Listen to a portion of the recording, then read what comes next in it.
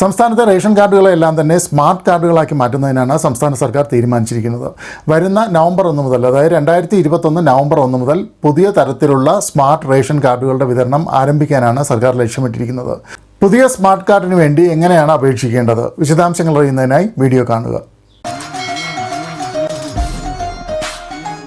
DreamzNetലേക്ക് സ്വാഗതം. ബിസിനസ് രംഗത്തെയും ധനാര്യ മേഖലയിലെയും ഏറ്റവും പുതിയ വാർത്തകൾക്കും വിശേഷങ്ങൾക്കും പുറമെ വിവിധ നിക്ഷേപ പദ്ധതികളെക്കുറിച്ചുള്ള വിശദാംശങ്ങളുമാണ് ഞാൻ ഈ ചാനലിലൂടെ നിങ്ങളുമായി പങ്കുവയ്ക്കുന്നത്. നിങ്ങൾ ആദ്യമായിട്ടാണ് ഈ ചാനൽ കാണുന്നതെങ്കിൽ ദയവായി സബ്സ്ക്രൈബ് ചെയ്യുക, ഒപ്പം ബെൽ ഐക്കൺ കൂടി പ്രസ് ചെയ്യുക. എങ്കിൽ മാത്രമേ ഞങ്ങൾ അപ്ലോഡ് ചെയ്യുന്ന വീഡിയോകളുടെ നോട്ടിഫിക്കേഷൻ ഉടനടി തന്നെ നിങ്ങൾക്ക് ലഭിക്കുകയുള്ളൂ.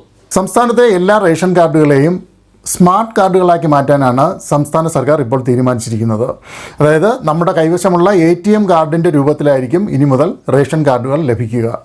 2021 നവംബർ 1 മുതൽ സംസ്ഥാനത്തെ എല്ലാ റേഷൻ കാർഡുകളെയും ഇത്തരത്തിലുള്ള സ്മാർട്ട് റേഷൻ കാർഡുകളാക്കി മാറ്റാൻ സർക്കാർ തീരുമാനിച്ചിരിക്കുകയാണ്.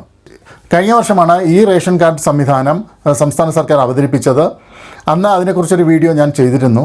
പക്ഷേ അന്ന് ഈ റേഷൻ കാർഡ് സംവിധാനം പുതുതായി റേഷൻ കാർഡിന് അപേക്ഷിക്കുന്നവർക്ക് വേണ്ടി മാത്രമായി അത് പരിമിതപ്പെടുത്തിയിരുന്നു.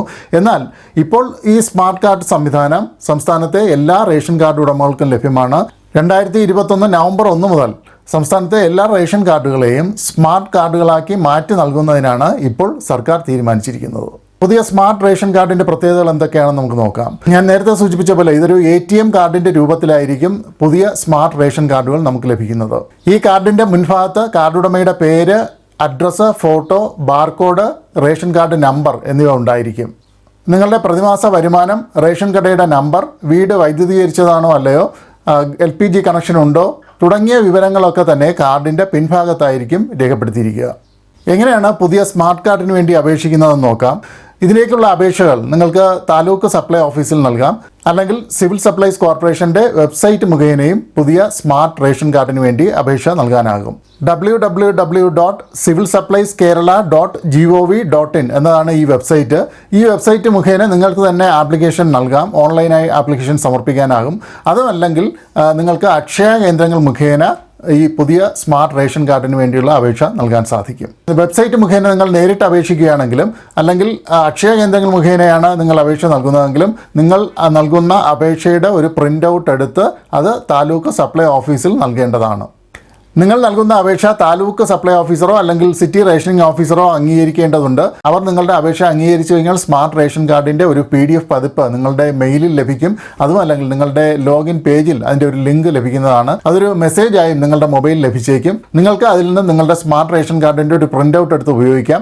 എപ്പോഴാണോ നിങ്ങൾക്ക് സ്മാർട്ട് റേഷൻ കാർഡ് റെഡിയാവുന്നത്, അതായത് പ്ലാസ്റ്റിക് കാർഡ് എപ്പോഴാണോ റെഡിയാവുന്നത്, അതിൻ്റെ ഒരു മെസ്സേജ് വീണ്ടും ലഭിക്കുന്നതാണ്. അപ്പോൾ താലൂക്ക് സപ്ലൈ ഓഫീസിൽ പോയി നിങ്ങൾക്ക് നിങ്ങളുടെ സ്മാർട്ട് റേഷൻ കാർഡ് വാങ്ങുകയും ചെയ്യാം. സ്മാർട്ട് റേഷൻ കാർഡ് വരുന്നതോടുകൂടെ തന്നെ റേഷൻ കടകളിൽ നിന്ന് നമ്മൾ സാധനങ്ങൾ വാങ്ങുന്നതിലും ചില മാറ്റങ്ങൾ വരുന്നുണ്ട്. കാരണം പുസ്തക രൂപത്തിലുള്ള കാർഡല്ല നമ്മുടെ കൈവശം ഉണ്ടായിരിക്കുക. അതിനാൽ തന്നെ കടയുടമ അതിൽ സാധനങ്ങളുടെ വിശദാംശങ്ങൾ രേഖപ്പെടുത്തുന്ന രീതി ഇനി ഉണ്ടാവില്ല. സ്മാർട്ട് കാർഡ് വരുന്നതോടെ തന്നെ റേഷൻ കടകളിലെ e-POS മെഷീനുകൾ QR കോഡ് സ്കാനർ കൂടി ഉണ്ടാകും.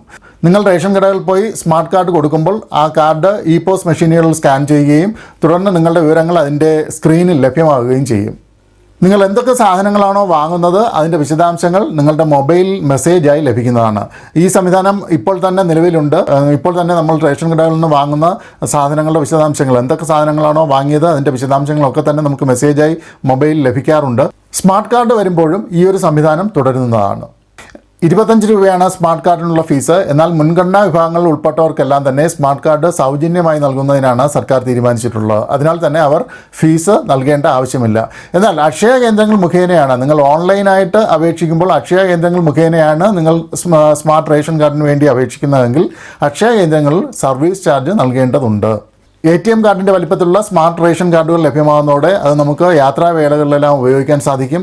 ഒരു തിരിച്ചറിയൽ രേഖയായിട്ടും ഈ ഒരു സ്മാർട്ട് കാർഡിനെ നമുക്ക് ഉപയോഗിക്കാൻ സാധിക്കുമെന്നതാണ് ഒരു പ്രധാനപ്പെട്ട നേട്ടം. ഈ വീഡിയോ ഇഷ്ടപ്പെട്ടെങ്കിൽ ലൈക്ക് ചെയ്യുക, ഷെയർ ചെയ്യുക. DreamzNet ആദ്യമായിട്ടാണ് കാണുന്നതെങ്കിൽ ദയവായി സബ്സ്ക്രൈബ് ചെയ്യുക. മറ്റൊരു വീഡിയോയുമായി വീണ്ടും കാണാം.